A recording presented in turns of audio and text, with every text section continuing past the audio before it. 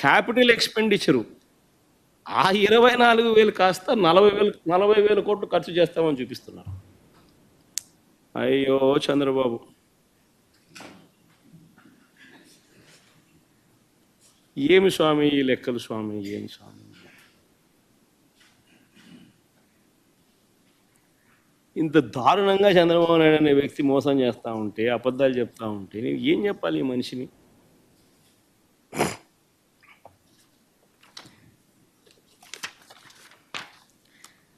ఇవన్నీ కూడా మొత్తం లెక్కలన్నీ చూసిన తర్వాత చంద్రబాబు నాయుడు గారు వచ్చాక రెవెన్యూ తగ్గిందని ప్రస్ఫుటంగా కనిపిస్తూ ఉంది. రాష్ట్రం సొంత ఆదాయాలు అంటే ఎస్ఓఆర్లు పెరగలేదు,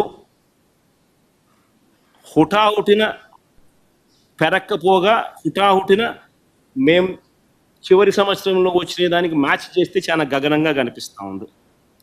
అలాగే మూలధన వ్యయం అంటే క్యాపిటల్ ఎక్స్పెండిచర్ గణనీయంగా మేము 23,330 కోట్లు ఖర్చు చేస్తే ఈయన గణనీయంగా దాంట్లో తగ్గుదల కనిపిస్తూ ఉంది.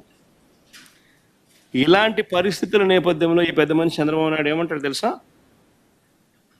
జిఎస్డిపి 12.94% పెరుగుతుంది అని. ఎలా పెరుగుతుంది స్వామి? రెవెన్యూస్ ఒకవైపున తగ్గుముఖం ఉన్నప్పుడు జిఎస్డిపి ఏ రకంగా పెరుగుతుంది?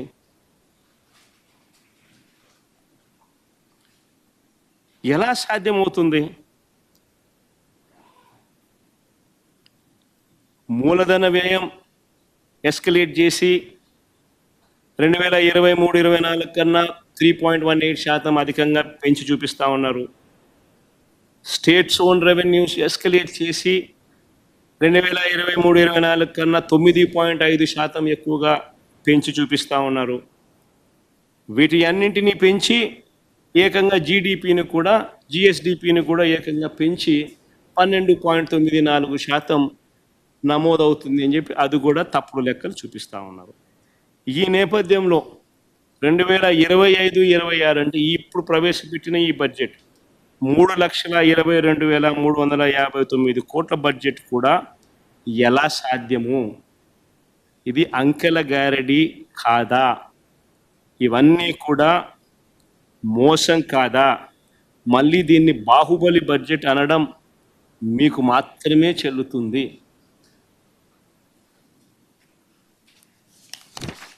ఇంచేపట్టిందబ్బా? మరి ఈ మేరకు టైం కేటాయించకపోతే, ప్రతిపక్షం అనేది ఈ మేరకు చెప్పలేకపోతే ఈ విషయాలన్నీ ప్రజలకి ఎలా తెలుస్తాయి? మామూలుగా అయితే ప్రతిపక్ష నాయకుడు అనే వ్యక్తికి ఎవరికైనా కూడా ఉండేది అసెంబ్లీలో మామూలుగా 2 పార్టీలు ఉంటాయి. ఒకటి అధికార పార్టీ, మరొకటి ప్రతిపక్ష పార్టీ. ప్రతిపక్ష పార్టీని అధికారంలో ఉన్న వాళ్ళు గుర్తించకపోతే, ప్రతిపక్ష పార్టీ ఇవన్నీ చెప్పేటివన్నీ కూడా వాళ్ళు చెప్పలేకపోతే కరెక్షన్స్ ఎక్కడి నుంచి వస్తాయి? అసెంబ్లీ ఎందుకు నడుపుతూ ఉన్నాం? ఏం సాధించడం కోసం నడుపుతూ ఉన్నాం? ఎవరు కూడా నీకు వ్యతిరేకంగా మాట్లాడకూడదు, ఎవరు కూడా నీకు వ్యతిరేకంగా చెప్పకూడదు. వాళ్ళకు మైక్ ఇవ్వము, మేము 5 నిమిషాలు మాత్రమే మైక్ ఇస్తాం. 175 మందిలో నీకు ఇచ్చినట్టుగా వాళ్ళకి ఇచ్చినట్టుగా నీకు ఒకరికి మైక్ ఇస్తాము. 5 నిమిషాలు నీ టైం కట్ చేస్తాము, నీ మైక్ కట్ చేస్తాము అని అంటే ప్రజలకు ఇవన్నీ కూడా తెలియకూడదు అనే ఉద్దేశంతో అసెంబ్లీ నడుస్తూ ఉంది.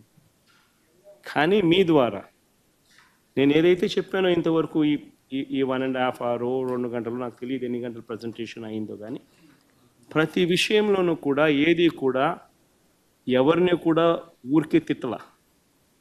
ప్రతి విషయము ఫ్యాక్ట్స్ అండ్ ఫిగర్స్తో ప్రజెంటేషన్ చేస్తాం. ప్రతి విషయంలోనూ కూడా ఇవి వాస్తవాలు అని చెప్పి నెంబర్స్తో సహా చూపించాం. వీటికి సంబంధించి ఏదైనా సమాధానాలు చెప్పగలిగితే సమాధానాలు వాళ్ళు చెప్పాలి. మీ ద్వారా కనీసం ప్రజలకన్నా ఈ మెసేజ్ పోయి ప్రజలందరికీ కూడా జరుగుతూ ఉన్న ఈ రాష్ట్ర పరిస్థితుల మీద ప్రజలందరికీ కూడా అవగాహన కలగాలి అని రాష్ట్ర బడ్జెట్ మీద, గవర్నర్ ప్రసంగం మీద ఒక ప్రతిపక్ష నాయకుడిగా, ఒక ప్రతిపక్ష పార్టీకి సంబంధించిన నాయకుడిగా ప్రతిపక్షం చేయాల్సిన పాత్ర అసెంబ్లీలో చెయ్యలేని పరిస్థితుల మధ్య మీడియా ద్వారా ప్రజలకు కమ్యూనికేట్ చేసే కార్యక్రమం చేస్తా ఉన్నాం. సార్ స్పీకర్ ఇప్పుడు ఈ అసెంబ్లీలో మీ అసెంబ్లీకి సంబంధించి కానీ బడ్జెట్కి సంబంధించి ప్రభుత్వం 9 నెలల పాలనకు సంబంధించి అనేక వైఫల్యాల గురించి మీరు చెప్తా రావడం జరిగింది సార్ ఇప్పటివరకు. అయితే నిన్న వచ్చినటువంటి పట్టభద్రుల ఎమ్మెల్సీ ఎన్నికల ఫలితాల్లో టీడీపీ గెలిచింది కాబట్టి ప్రజలకు మా పైన ఇంకా నమ్మకం